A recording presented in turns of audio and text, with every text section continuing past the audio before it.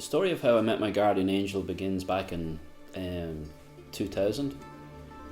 My grandfather had just passed away, and I was at a point in my life where I was looking to change what was going on in my own life, come out of a place where I just spent my whole teenage years not really being in a good place mentally and emotionally.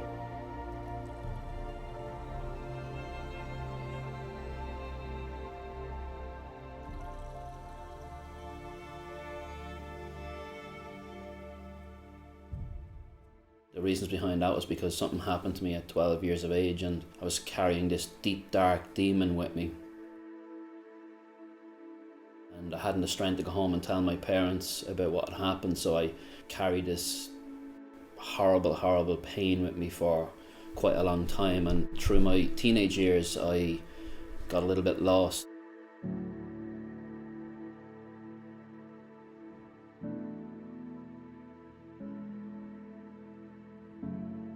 My first kind of step at that point was I was kind of taking drugs recreational, so I was using alcohol and drugs and substance just to kind of just mask away really what was happening on an internal level, and I hadn't the skills or I hadn't got the coping mechanisms to delve deep into what really was the source of my pain. That was the beginning of the journey for me, 2000 heading into 2001, and that kind of time period is where my spiritual awakening was beginning, where what was starting to happen, and that path to God and finding God was beginning. Like there was an awakening happening.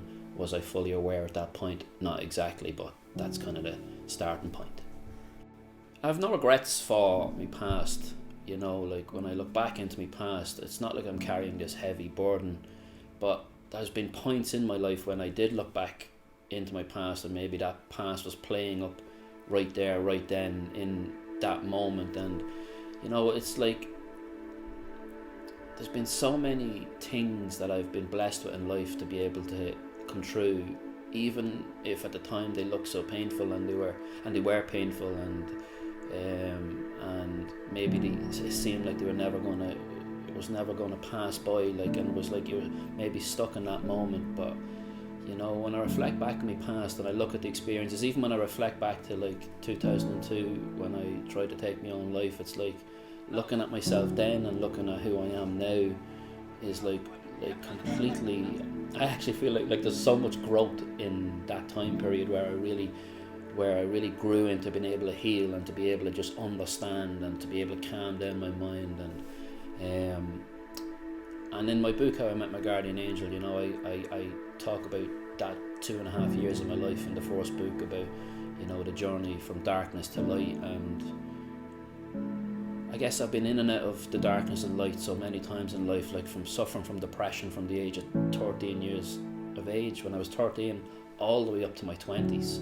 But the depression all caused by that one factoring thing in and around about 12 years of age, where this thing happened to me, where this abuse happened to me. And like, God bless my parents, like I couldn't tell them, they didn't know. So reflecting back on the past, I can really see how much I've grown into who I am now, and how much I've learned to heal, and to be able to flip that round and turn all that hurt and pain into something positive for people, and share that story with people, to help other people transform.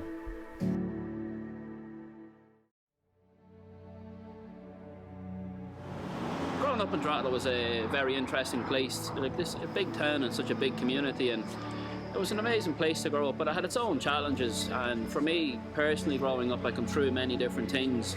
I was kind of, in Drogheda I know everybody, and when you pass through the streets with me here, there's not many people that you wouldn't meet.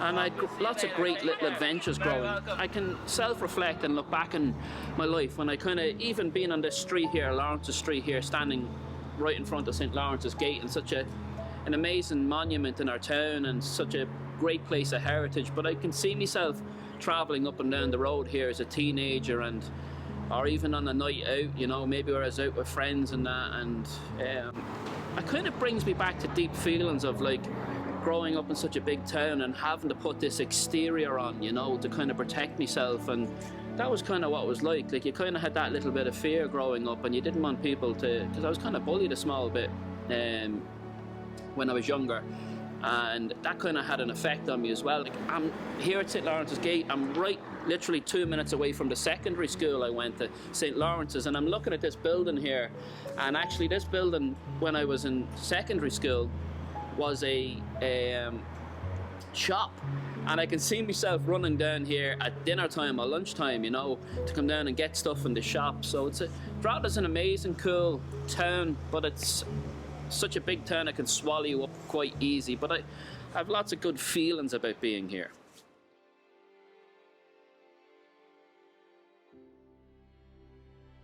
Come back to my old school brought up a kind of a melody of emotion. When I was going into what we call here in Ireland secondary school, I was undiagnosed with dyslexia, and I just couldn't connect with school. I went to this big school, and it was a whole different environment, and it was quite intimidating. School was a rough place for me to be, and I really feel like in life the educational system just completely missed me. It didn't catch me at all who I am, and I just feel like I went under the radar. And standing outside the school, there was some good people in that school, but then there was some people and teachers and different people in that school that weren't so good, and it was a mixture of things. And can I say that was the happiest point in my life? Definitely not, man. That whole stage of schooling for me was a real intense time, and I was busy just looking at the window the whole time in school. Really, actually, to be honest with you, my whole interest was in the universe, and I wanted to see when technology was coming, the electric car and all of that. And this was all stuff that wasn't being talking about in school. It was just basically stick to the curriculum and really kind of just keep you in the box. And I wasn't that type of kid that was inside of the box. So for being outside of the box, I got punished. I got punished quite a lot. So I was made out to be the one that was maybe the class clown, or the person that was constantly acting out, but it wasn't that way at all. They just had, the people who were trying to educate me hadn't got the education to see past their own kind of stuff. So in that period, like 13, 14, 15, 16, 17, 18, 19, 20, so I done my leaving cert, and I done my last examination at 16 years of age. I was going on to 17, and at that point I was right in the middle of a load of hurt and pain, because I was taking drugs, I was drinking, I had no kind of plan. All my life as a kid, it's an interesting thing, my father used to be in the army, and for a long time, the whole way through my kind of childhood, I had a great kind of interest in the army. And when I left school, I was brought on I kind of tried to follow that path, and I thought maybe this is the path that I wanted to go on and join the army. But as the universe or God would have it, that wouldn't be the path for me, and I did try to get into the army. And there's a really interesting story around it. When I went for my exam for the army, I passed the interview with flying colours. Like, I really passed that. The people that interviewed me thought I actually should be going for cadetship, only for I hadn't got my leaving cert, so I hadn't got the final examination from school to go for cadetship. So they thought maybe I could maybe get in and work my way up the ranks. And on the day I was doing my medical, I passed through everything for that medical, and we were there for the whole day. It's an interesting thing. We were there from 6 in the morning till late in the evening, and myself and Dad and lots of other people that were trying to get into the army at the time joined the army. And there was this hallway at the end where when you passed through, when you got accepted, you signed a piece of paper, you were accepted, and you walked out this door, and you were then in the army. And it was my turn we were coming close to the end of the day, and I remember saying to my dad, is it my turn? Like everybody's getting in here. And he goes, no, it's okay, it's calm down. You're going to get called any minute. And the next minute I got called, and as I was coming towards this door, this doctor stepped out, and he was just after doing surgery on somebody, and he said he needed to speak to me. And I was kind of like, oh, no, I'm going out the door, I need to go this way. And he completely was like, no, you need to come in here. So I didn't know what was happening. I said to Dad, what's going on? He said, look, calm down, just go in there, you'll be okay. So I went in, and he said, listen, we have to give you this test. And I was like, a test? No, I don't know all the tests, I'm ready to go. And they go, no, you need to do this test. So the test so happened to be was like a colourblind test. So they open up the book, and there's loads of little dots, and there's numbers and all that, and I couldn't see them. And that's when I discovered there and then I was actually colourblind.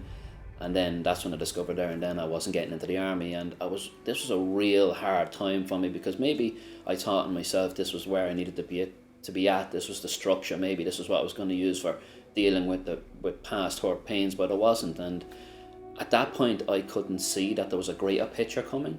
So I kind of went back into the path of burying the head down, burying stuff away, and just kind of This is the thing that I done in the past before I started to awaken and really begin to heal, was I buried stuff away like we all do. Everybody buries all their hurts and emotions away and their pains, and you put masks and faces on. So when we didn't get in that day, myself and Dad walked out the opposite door to everybody else, and we could see everybody who get in, and we both cried. But I'm like, when I self-reflect and look back now, I'm saying it's such a blessing. It was such an amazing blessing for that not to happen, because I wouldn't be on the path that I'm on now.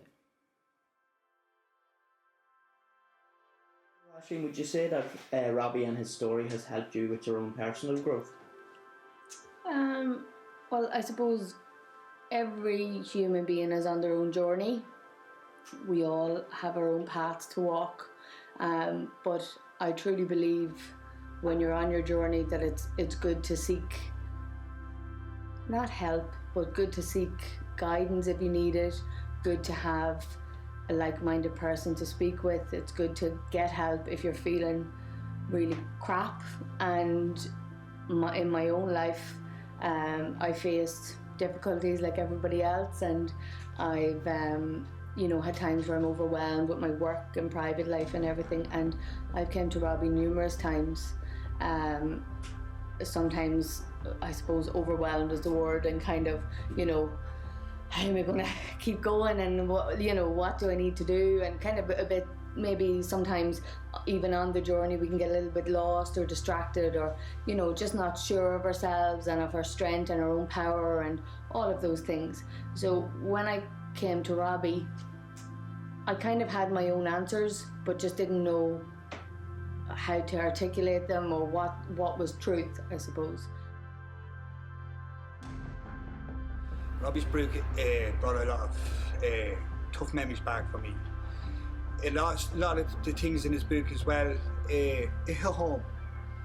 Like, I used to sit in a dark place myself, and I'd be praying to God, I'd be praying for changes in my life, and I got no answers. The only answer I ever got was a bit of healing and a bit of comfort, and it came from Robbie.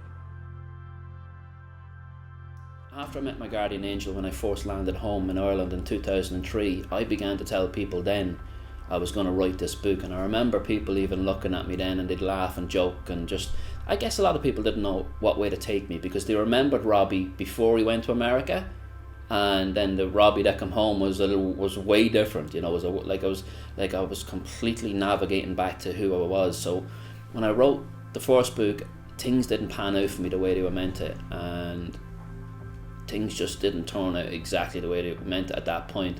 And there was a lot of stuff that happened around my first book, and it was a real painful process. And even though everybody really could connect to my book and loved it, I couldn't get my book to people for reasons that was out of my hands. And eventually, like within the space of the year coming out for the first edition, the company that I was with was no longer around, so I was left dead in the water. My story was left dead in the water, and I had no way of sharing this beautiful message that I was sharing with people. So I was given a second opportunity to publish my book in 2018. My book was going well, but I just hadn't got enough coverage, enough kind of make it through all the nitty gritty. So I literally set up a publishing company, and kind of tried to do it myself. Worked out pretty okay, but wasn't exactly where I went to be. So it took me to the latest edition, which is 2020, and for this edition now I'm absolutely delighted with it. It's the best version of the book it's ever been in. When I read the first edition, and then I read the second, and I got something totally different in both books. Felt in the new edition how Robbie himself has evolved, and also I got a real message of hope. I just really am so happy right now at how the book looks, feels, and I shared this amazing prayer in the back of the book, and there's just so many little golden nuggets in there. So for anybody that's kind of, who's trying to do things in life or work their way through things in life, you have to have a lot of self-belief. And I went through so much hurt and pain trying to get this book published, not once, twice, but 3 times. So you really like to have that type of belief. But for me, my whole message in this book, that message of hope, help other people evolve, and that message of God, and that message of you can come through anything, and you can come through all this hurt and pain in life and still come out the other side and evolve. So, and what a journey to be able to publish one book 3 times.